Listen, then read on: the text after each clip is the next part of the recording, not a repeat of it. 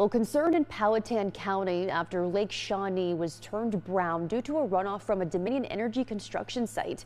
New documents show that construction site may not be in compliance with its permit, which could be what led to the murky water. Here's 8 News reporter Allison Williams with more from the Department of Environmental Quality. The good news is that one Lake Shawnee resident I've talked to throughout this whole saga tells me he can tell Dominion is trying to fix this, and he's optimistic. He also says the color of the water has changed immensely.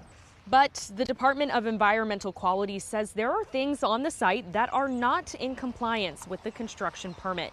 These photos show just how much the runoff changed the color of the water.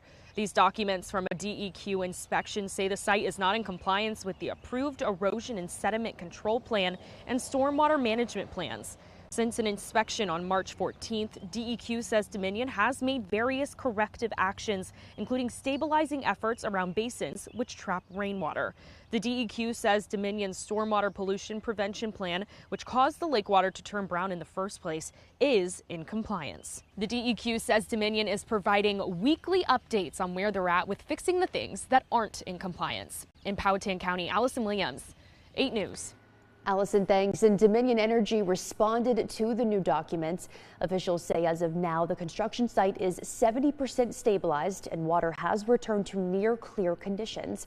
Initial tests show water quality and health of fish are good, and neighbors can expect another test in 2 weeks that could mean they can swim in the water again. So be sure to stick with us for updates.